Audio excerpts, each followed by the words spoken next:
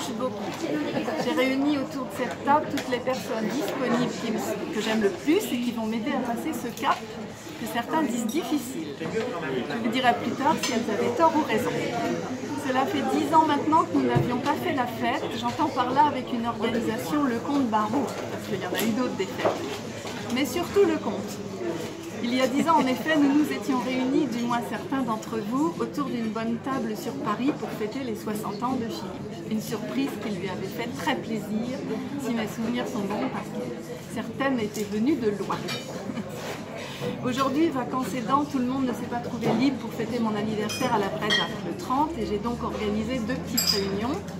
L'une avec la famille de Bourgogne, à laquelle se sont jointes Arlette, ma sœur, et Loredana, mon amie milanaise de passage, et l'autre avec Christelle et Benjamin, plus Louis évidemment, auquel j'ai ajouté mes cousins préférés, de Sotteville et du Tréport, et mon ami Michel, que j'ai rencontré à l'époque où je travaillais dans la biologie.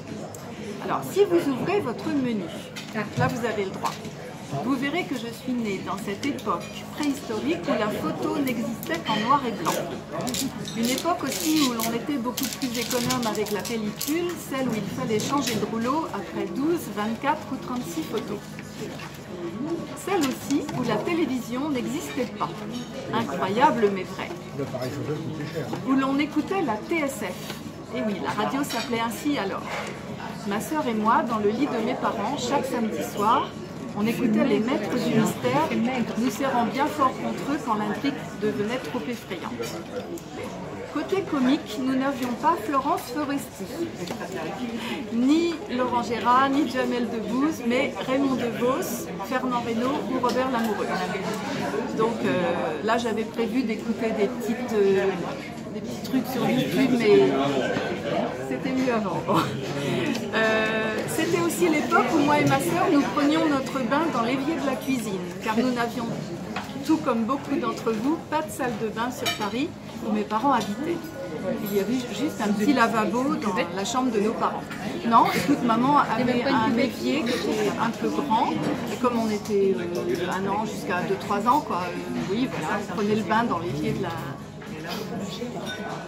Celle où les voitures étaient rares et où l'on pouvait encore voir dans Paris des chevaux.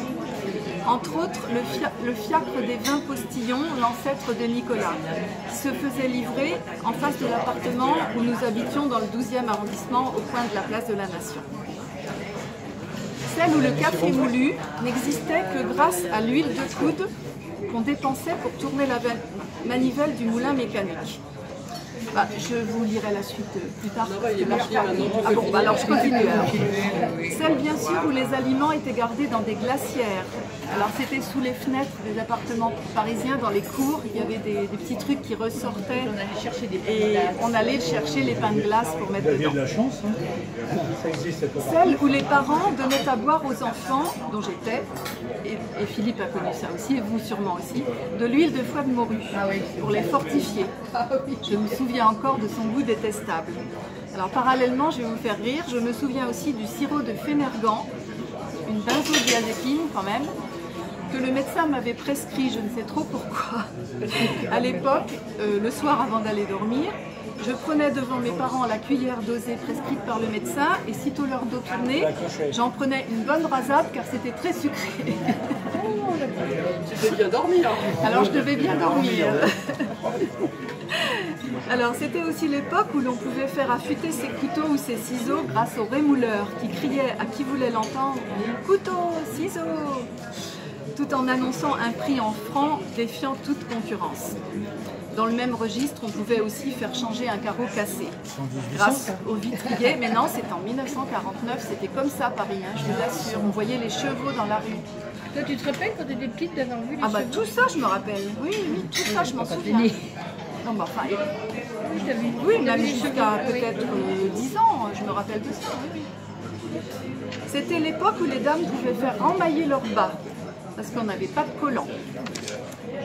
C'était celle, la liste pourrait être longue mais je vais l'arrêter là, où la foire du Trône se situait alors juste en dessous de nos fenêtres, parce qu'on habitait une rue qui était au coin de la place de la Nation. Et à l'époque, la foire du Trône, elle était sur la place de la Nation, maintenant elle est pelouse de rue. Et alors moi, je fréquentais un lycée qui était donc dans le quartier, bien sûr, et à la sortie du lycée, je mangeais toujours des guimauves et j'allais faire du manège avec les copines. Voilà, c'est des très bons souvenirs. Ah oui, j'ai oublié de vous dire, c'est aussi l'époque où les lycées n'étaient pas mixtes. Donc j'ai fait toute ma scolarité dans un lycée de filles, et comme j'ai passé le bac en 68, c'est là où c'est devenu mixte. Et puis t'as rien Trop passé tard pour moi. Si, on m'a donné le bac en 68. Bref, c'est une époque révolue qui m'a laissé plein de souvenirs. Et puis le temps a passé. Tout ceci a disparu pour laisser place au modernisme et à l'informatique telle que nous les connaissons aujourd'hui. Pour ceux qui ne le savent pas encore, côté profession, j'ai fait fort. Après une bonne dizaine d'années dans la recherche fondamentale, j'ai dû quitter ce métier que j'adorais, contrainte et forcée par le manque de débouchés stables. J'ai fait un passage que je préfère oublier dans le secrétariat de direction, avant d'enchaîner par l'enseignement de la bureautique. Imaginez-vous que j'ai connu cette époque ancestrale où Windows n'existait pas, où il fallait connaître le DOS avec son invite si convivial, C2 anti-slash, et il fallait connaître toutes les commandes. Et c'est à ce moment-là que nos chemins, Philippe et moi, se sont rencontrés. Et ma foi, je ne le regrette pas. Il m'a apporté une grande stabilité et deux belles adolescentes, toutes fabriquées, que j'ai tout de suite aimées. Philippe m'a ensuite beaucoup épaulée moralement pendant la formation très difficile que j'ai faite à l'UFM, car à 42 ans, on n'est pas toujours bien accepté pour refaire des études, donc pour devenir prof des écoles. Un terme bien pompeux pour faire croire à ces heureux élus qu'ils allaient être les égaux des professeurs avec un grand P. Mais quand on dit aux gens maintenant qu'on est professeur des écoles, ils répondent « Ah oui, un titre quoi !»